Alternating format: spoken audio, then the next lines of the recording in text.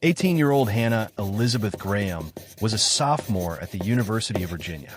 One day, she went to the Charlottesville Mall, where she was going to meet her friends and spend the evening in their cozy company, enjoying tastes, snacks, and drinks. Everything went according to plan: fun, dancing, alcohol. In the morning, the friends scattered to their homes, and a drunken Hannah went out alone. That's where she met a strange man, and her last words heard by passers-by were, "I'm not getting in the car with you." After that, the girl disappeared. This happened on Saturday morning, September 13th, 2014. More than 3 weeks have passed since Hannah's disappearance, but there has been no word on her whereabouts. She grew up in a friendly family, knew how to enjoy the little things, and appreciated life.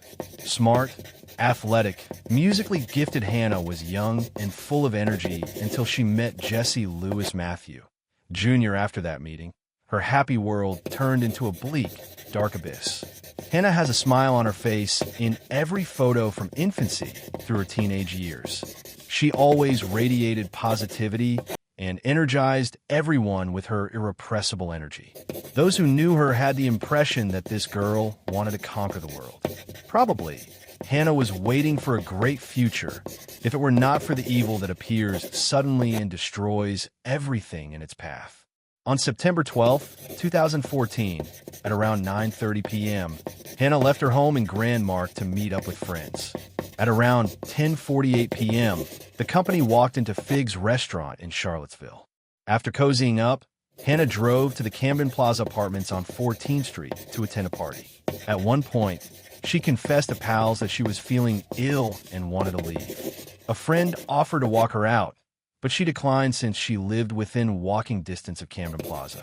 Around midnight, Hannah said goodbye to the rest of the guys, but for some reason walked in the opposite direction to Tampo's restaurant, rather than towards home.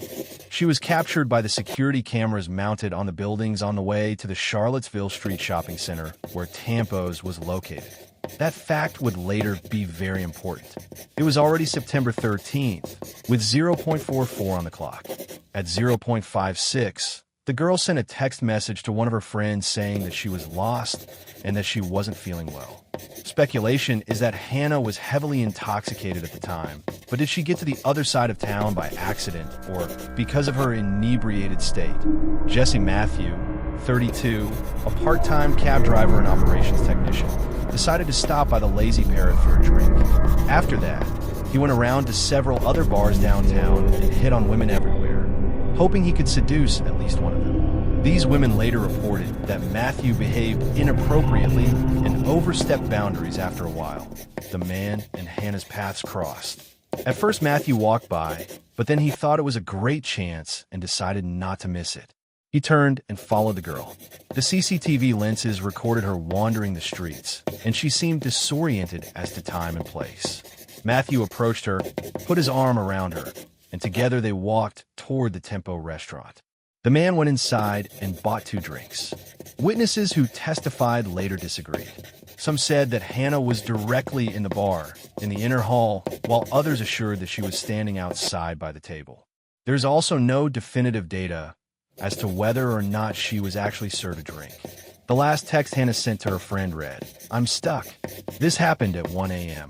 What she meant by this phrase remains unclear. On September 14th, when the girl never got in touch, her friends panicked and filed a police report about her disappearance.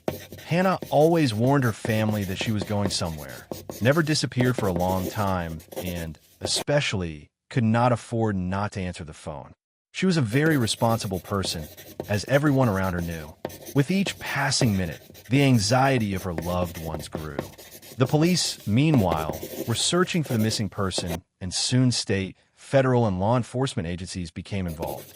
Hannah's disappearance caused a major outcry. Charlottesville and Albemarle County had already had women go missing, so the new case quickly drew national attention. The girls sought to find as soon as possible. Thanks to a thorough investigation and the collection of video footage from cameras around the city, investigators were able to compile a chronology of events that occurred on that ill-fated night.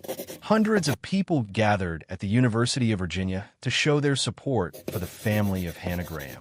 Lit candles symbolized the unity and solidarity of those who came. Many people volunteered and took part in the search. They wanted to do everything possible to find the girl alive and unharmed. Hannah had once helped everyone who found themselves in a bad situation. It was time to do the same for her. Jesse Lewis and Matthew Jr., known as LJ, grew up in a poor family. In school, he was the victim of constant bullying and humiliation, began to stutter, and had learning difficulties. However, after school, he continued his studies, managed to cope with his problems, and even received a full scholarship to play soccer at Liberty University. In 2002, Matthew was suddenly accused of abusing a female student. After that, he immediately changed schools, enrolling at Christopher Newport University. But even there, he was unable to curb his attraction, and soon rumors of another sexual assault by a student began to swirl. The victim remains unknown. Quitting this institute, Matthew for some time was living on casual earnings, now and then changing places of work.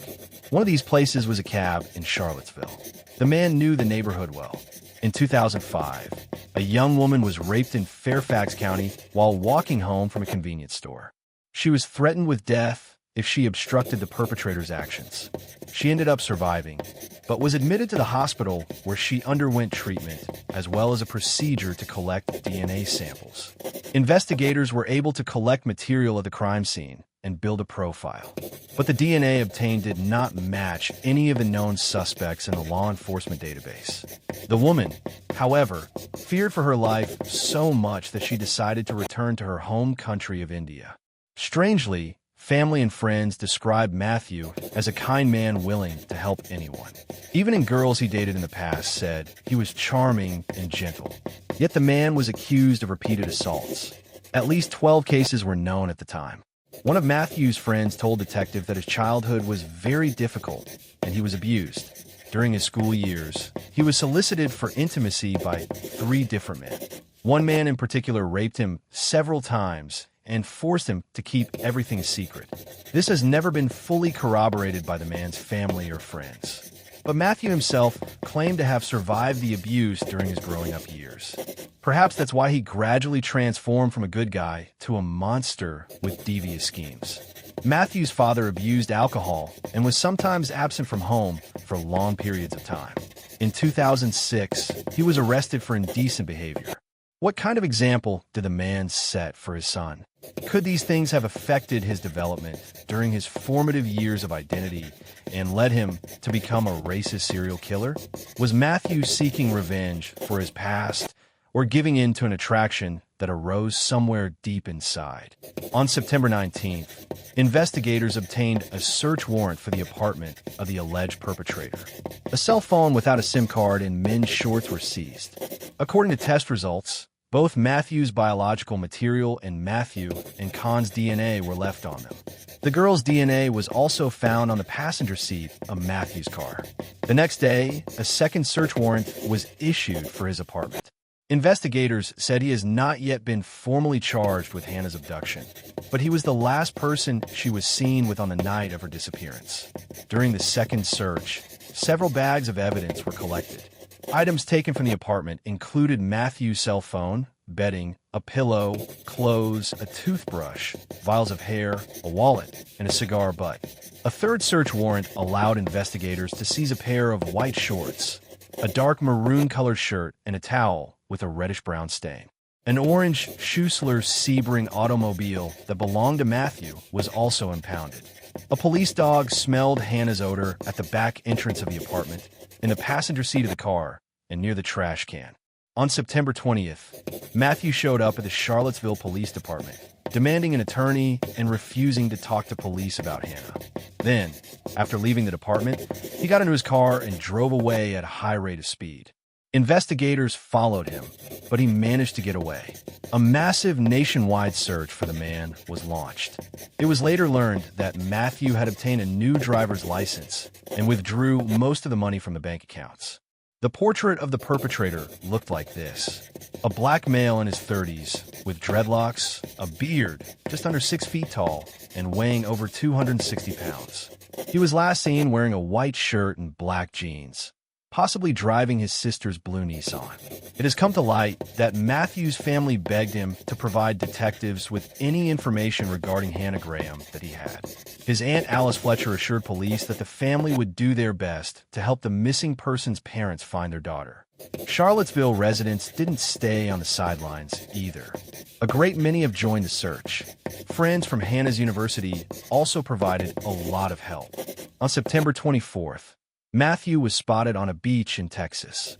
Since his own car had been impounded, he was using a blue Nissan that belonged to his sister and was living in a tent on the beach. A passerby recognized the man from a description on the news and called 911. Matthew was taken into custody. He was officially declared a suspect in Hannah's kidnapping. There was a $100,000 reward for information on Hannah's whereabouts. Matthew was taken to the Charlottesville Regional Jail, where he was incarcerated without the possibility of bail. The search for Hannah continued. On October 18th, skeletal remains were found on a parcel of land on Old Lynchburg Road in Albemarle County.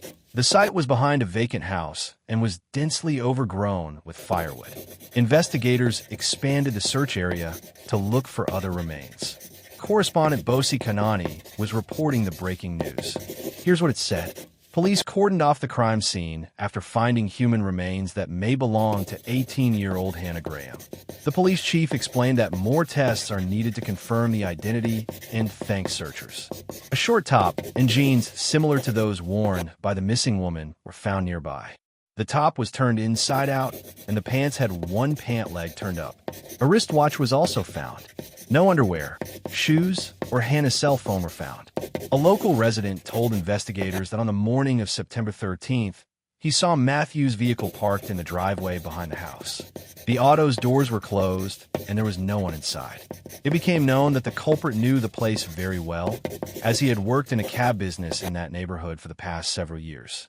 The remains of the body were sent for examination to the chief medical examiner, Dr. Kevin Y., who conducted an autopsy and determined that the death was caused by intentional violence. The most likely cause of death was strangulation. Additional tests revealed 2 nasal fractures, and the examiner also clearly identified the victim as Hannah Elizabeth Graham. When DNA materials were collected, it was finally possible to link Matthew to the girl's murder. Indirectly, investigators were able to link him to another crime, namely the kidnapping of a girl named Morgan Harrington. In January 2010, her remains were found on the grounds of an Anchorage farm in Albemarle County. They were discovered by the owner of the farm. At first, he thought they were animal bones, but when he got closer, he realized they were human and immediately called the police. The news that the girl's death had been ruled a homicide shocked the local population. Morgan and Hannah's remains were found just 6 miles apart. DNA found on Morgan's shirt matched that of Jesse Matthew. Surprisingly, they also matched material that was collected in 2005 in Fairfax. 3 women victimized by a brutal serial killer. But still, how and when did this man turn into a maniac? The answer must be sought in the events that occurred as the individual developed from birth to adulthood. Serial killers, like all other human beings, are the product of their inherited code of upbringing and the choices they make throughout their own formative years. On February 10, 2015, Matthew was formally charged with Hannah's murder. He was charged with first-degree murder and kidnapping with intent to commit violence. Prosecutors demanded that he be sentenced to death. Defense attorneys offered to cut a deal to reduce the sentence in exchange for admitting to killing Hannah Graham and Morgan Harrington. The families of the victims met to discuss the matter, but after learning that the deal only called for 25 years in prison for the murders, did not accept it. On March 2, 2016, Matthew agreed to a different sentencing deal, admitting to killing the girls in exchange for dropping the death penalty. Matthew's family begged the judge for mercy, claiming he had a difficult childhood and endured sexual humiliation. Nevertheless, the judge handed down his verdict for consecutive life sentences in prison without the possibility of parole. 6 years after Virginia Polytechnic Institute student Morgan Harrington was found murdered, Jesse Matthew confessed to the crime. In 2014, 5 years later, he also confessed to the murder of Hannah Graham. By signing a plea agreement to both murders and kidnappings. He avoided the death penalty. Jesse Matthews' case was tried for just under 3 days.